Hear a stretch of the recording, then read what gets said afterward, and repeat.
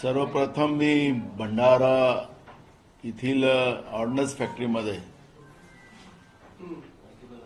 जो स्फोट झाला त्याच्यामध्ये तिथले अधिकारी आणि कर्मचारी त्याची संख्या आता आपण चॅनलला 5 बघतोय, पण जी मला माहिती आहे त्याच्यापेक्षा जास्त, कारण की 2-3 सेटमध्ये त्या पद्धतीचा स्फोट झालेला आहे अशी पद्धतीची माहिती माझ्याकडे येत आहे। या दुर्दैवी घटनेमध्ये ऑर्डनन्स फॅक्टरीचे अधिकारी कर्मचाऱ्यांचा जो दुर्दैवी मृत्यू झाला त्याबद्दलचं शोक मी संवेदना व्यक्त करतो। आणि नरेंद्र मोदींच्या काळामध्ये ऑर्डनन्स फॅक्टरी सुद्धा आता सुरक्षित नाही आणि त्या ठिकाणी निर्दोष अधिकारी आणि कर्मचाऱ्यांचा जीव गमवावा लागत असेल तर हे आपल्या देशाचं दुर्भाग्य आहे।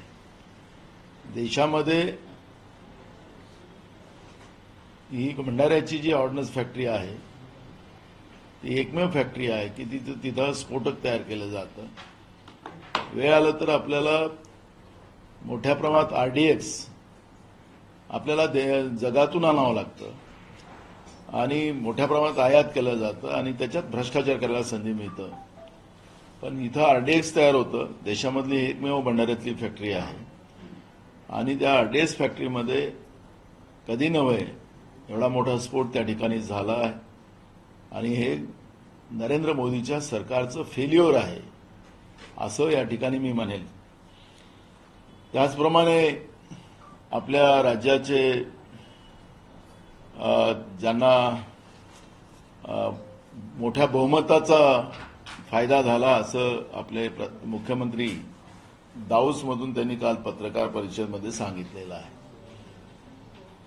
त्यांनी जे ट्विट पण केलेलं आहे त्या ट्विटमध्ये त्यांनी सांगितलं की जवळपास 61 कंपन्या महाराष्ट्रामध्ये उद्योग आणायला इच्छुक आहेत, त्या प्रकारचा आम्ही करार त्यांच्यासोबत केलेला आहे आणि प्रत्येक सेक्टरच्या ह्या कंपन्या आहेत आणि पूर्ण महाराष्ट्राच्या सगळ्या रिजन्समध्ये हा उद्योग येतील अशा पद्धतीचं ट्विट त्यांनी या ठिकाणी आपल्याला केलेलं आहे।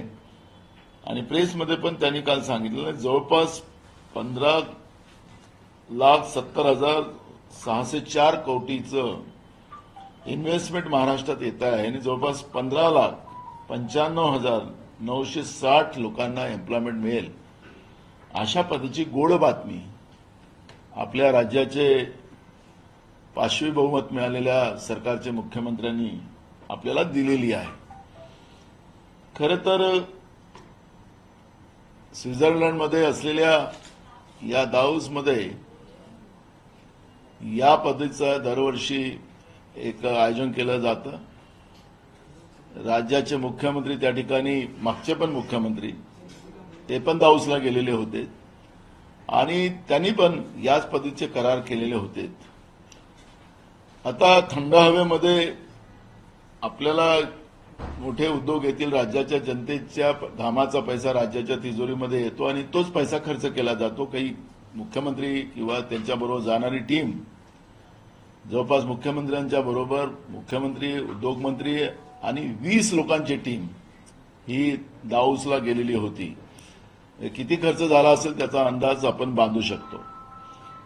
पण हे उद्योग आणण्यासाठी आणि राज्यामध्ये औद्योगिक गती वाढवून बेरोजगारांना न्याय देण्यासाठी हा खर्च केला, त्याला वावगं नाही, त्याला काही विरोध करायचं काही कारण नाही। देवाभाऊच्या काळातच मागच्या काळात 2018 मध्ये मॅग्नेटिक महाराष्ट्र या नावाने एक मोठा मेळावा या ठिकाणी घेतला गेलेला होता, समुद्राच्या काठावर घेतला गेलेला होता गिरगाव चौपाटीवर आणि त्यावेळेसही 16 लाख कोटी रुपयाचं इन्व्हेस्टमेंट महाराष्ट्रात आलेलं असं आदरणीय आत्ताचे मुख्यमंत्री सांगत होते। ते कुठं लागलेत याची माहिती अजूनपर्यंत महाराष्ट्राच्या जनतेला माहीत नाही। माझं मी या ठिकाणी ज्या कंपन्यांचा उल्लेख या ठिकाणी केला गेलेला आहे त्या कंपन्या, जसं एक्सेस कंपन्याचा उल्लेख केला, त्याच्यातल्या जवळपास महाराष्ट्रातल्याच 43 कंपन्या महाराष्ट्रातल्याच आहेत. फक्त 10 कंपन्या ह्या विदेशातल्या आहेत. आता परवा छत्तीसगडचे मुख्यमंत्री आपल्या मुंबईला येऊन गेले आणि त्यांनी जवळपास 6,000 कोटीचं इन्व्हेस्टमेंट छत्तीसगडला घेऊन गेले मुंबईतून. हे सांगायचं तात्पर्य असं की त्यांच्याच पक्षाचे मुख्यमंत्री बाजूच्या राज्यातले मुंबई शहरातले उद्योग घेऊन जातात आणि राज्याचे मुख्यमंत्री दाऊसला जाऊन जे आकडे सांगतात ते किती खरं आहे. कारण की मी त्यांचे स्टेटमेंट पण ऐकलेलं आहे की विरोधक आमच्यावर आरोप करतात आहेत की इन्व्हेस्टमेंट येत नाही वगैरे. ते मागचं इन्व्हेस्टमेंट सुद्धा आमचं पूर्ण स्टेबल झालेलं आहे असं ते सांगतात आहे. मग यांनी आता खरंच यांच्यामध्ये दम असेल तर आता दाऊसमधून आज आले असतील रात्री किंवा आज येतील. अजून तसा काही प्रोग्राम आम्हाला मिळाला नाही, तुमच्या चॅनलमधूनही मिळाला नाही, त्याच्यामुळे ते आले नसतील असं मान्य करावं लागेल. पण आज येतील. तर आज आल्या आल्या त्यांनी एकनाथ शिंदेच्या काळामध्ये ज्यावेळेस ते मुख्यमंत्री होते त्या काळामध्ये किती उद्योग त्यांनी इथं आणले होते दाऊसमध्ये जाऊन. एकदा नाही ते 2दा गेले आणि इथं आणले गेलेत आणि किती लोकांना रोजगार दिली त्याची एक श्वेतपत्रिका त्यांनी जाहीर करावी हे आव्हान मी या ठिकाणी करतो. त्यांनी एवढे उद्योग आणले असतील आणि ते सगळे स्टेबल होत असतील तर आम्ही त्यांचं स्वागतही करू. काही त्याला विरोधाला विरोध करायचं कुठलं कारण नाही. नाही तर ते म्हणतील की त्यांचं एक स्टेटमेंट मी पाहत होतो की विरोधकांना त्रास होतो, आम्ही एवढं इन्व्हेस्टमेंट आणलं त्याला विरोधकाला. आम्हाला काही त्रास व्हायचं कारण नाही. जनतेच्या पैशाची लूट करू नका, जनतेच्या पैशावर मौज करू नका. जो पैसा खर्च होतो त्याचा फायदा राज्याच्या जनतेला व्हावा ही अपेक्षा आमची आहे.